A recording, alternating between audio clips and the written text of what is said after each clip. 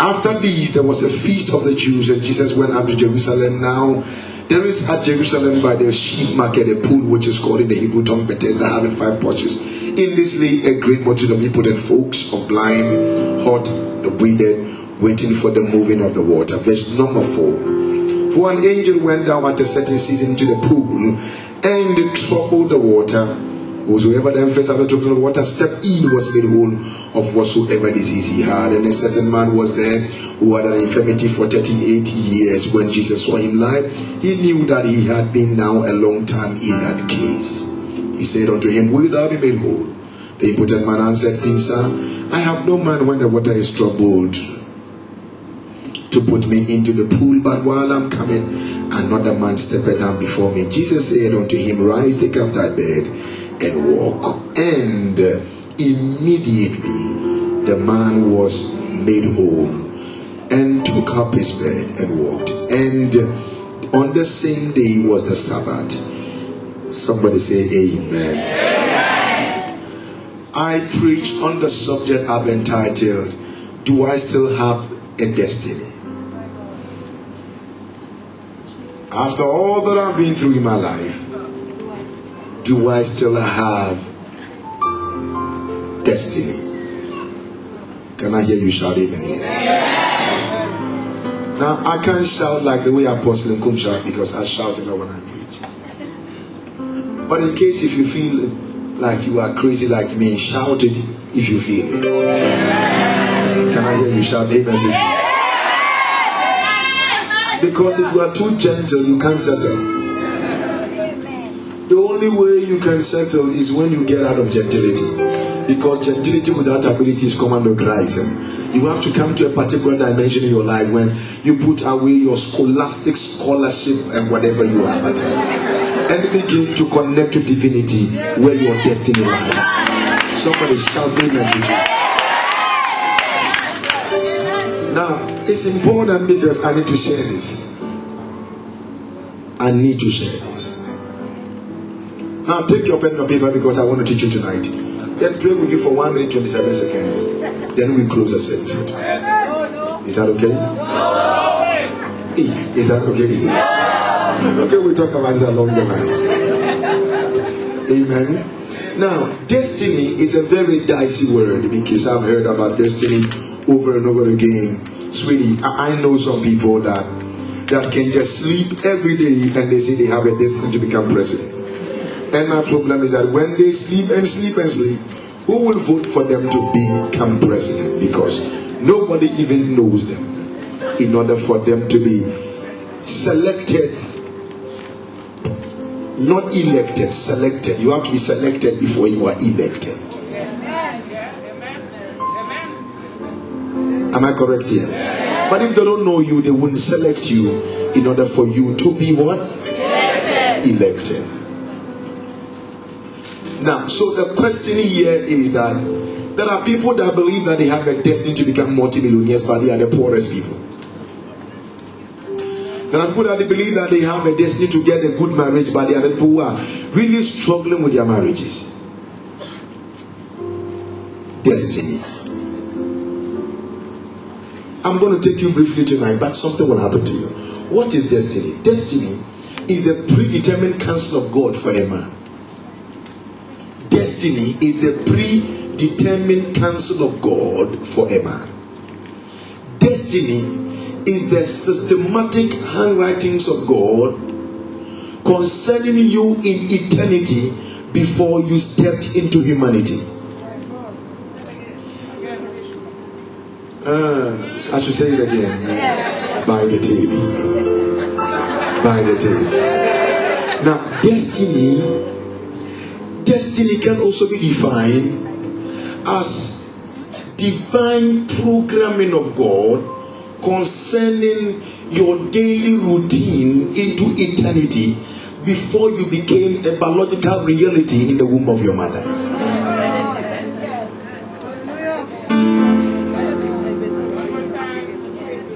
I shall rewind.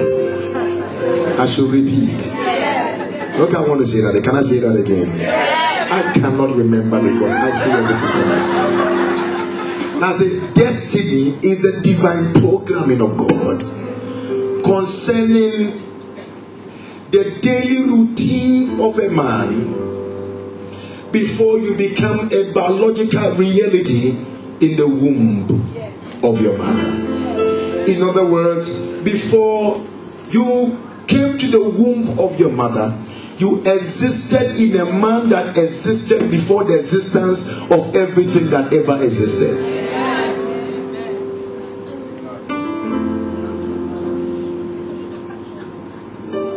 Am I taking you somewhere tonight? What is destiny, Apostle of Grace? Destiny is what I define as what God created me to be and to become. You have to be before you become. If you don't be, you cannot become. You can be elected as a president, and you can be sworn in as a president. But listen to what I'm about to say tonight.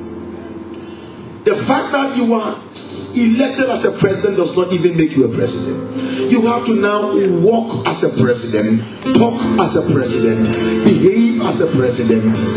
Am I communicating with somebody here? If not, your ordinary gate man will deal with you because you don't know who you are.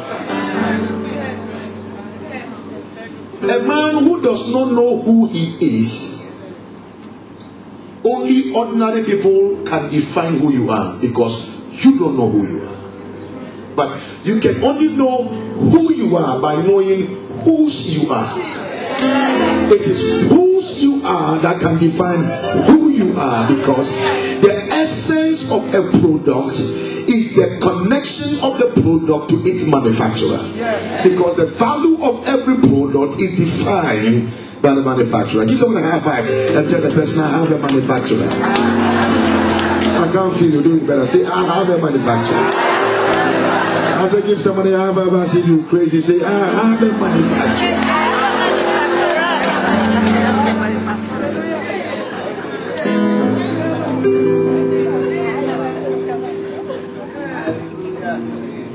Watch this. I'm taking you somewhere. Destiny. Sometimes the road you want to avoid in your life is the same route God wants you to pass to get into your destiny. It might be very hard, it might be very difficult, but it might be the same route God has ordained for you to pass. So David saw this and said, yea, though I walk through. In other words, there are some things in your life you are just walking through it. I feel like preaching tonight already. You are just walking through it. You walking through it because you have to go to it. You missed me. I said you are walking through it because you have to go to it. But you cannot go to it until you decide to walk through it. I feel like preaching already. Can I preach like I feel it tonight? Now it's quite interesting that some of you allow what you are going through to stop you from where God is taking you to. But never allow what you are going through to stop you from where you are going to, because where you are going to is more colorful than what you are going through. Give somebody a high five and shout, we must go through it. We must go through it. I feel it already. Destiny. What did I say again? Destiny. Say it louder again. I will preach again about destiny along the way in the service. Somewhere in another dimension. Somebody say it again. Destiny. Your mind is a direct product of your destiny. You see, the greatest investment on earth is your mind.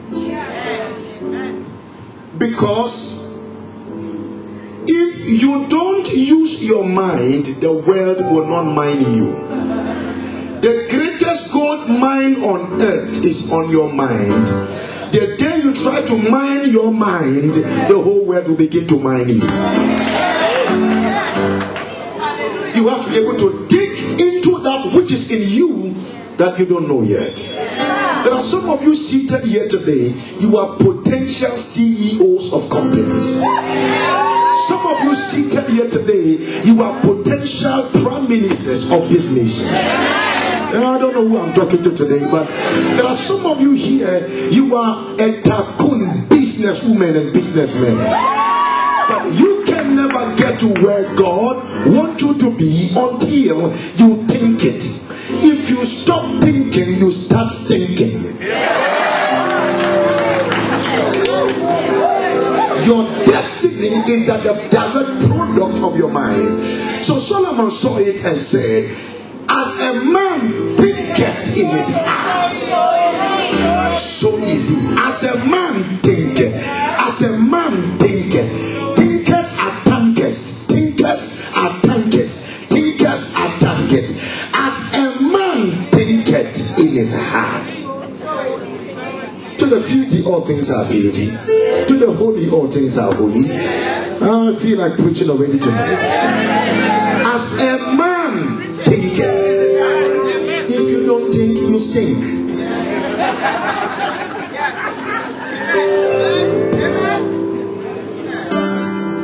The greatest incapacitation on earth is not blindness. The greatest incapacitation on earth is the ability not to think that you are not born only for a past or present, but you still have a future to go to.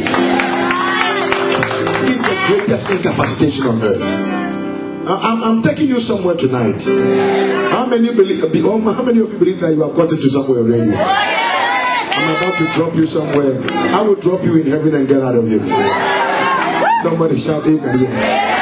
But make sure you come back. We need you here. Watch this. So do I still have a destiny when I go through so many things in my life? I was disappointed. Do I still have a destiny? Yes.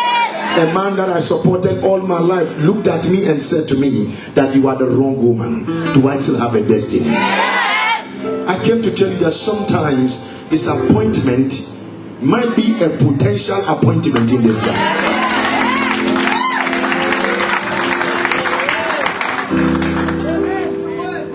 Okay, now let me take you to another dimension.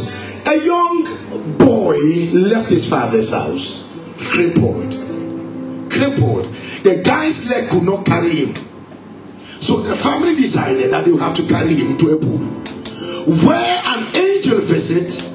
And when the angel visit the pool, what happens is that they receive a proof. You see, you can never get a proof without falling into a pool. You can only get your proof by falling into the pool. You might even be a fool, but if you fall inside the pool, you receive your proof. But when people look at you as if you were a nobody, because there is a pool, how do you leave your house and go and sit at somewhere else and say that when the water is troubled, you will fall into it? And for 38 years, look at me, I'm taking you somewhere tonight. For how many years? I can't hear you. For how many years? For 38 years, the guy was still there without a proof. Before I go ahead to tell you why God brought me here tonight, because by our arrangement tonight, I was not supposed to be here. That is why I am not preaching, I'm not prophesying, I'm telling you something that will change your life. Sometimes, when you are too much in a haste, you die as a waste. The guy was there for how many years? Waiting for the moving of the water. Waiting for one miracle. There are some of you who are believers here. God told me He will bless you. Amen. And the blessings have not yet come. Then you are doubting even the existence of God. But the guy was dead for 38 years. Saw people healed. Saw people delivered. Saw people getting married. But did not leave the pool. Because he knew that as long as he's around the pool, one day he shall receive his proof. Come on, somebody shout amen loud and loud.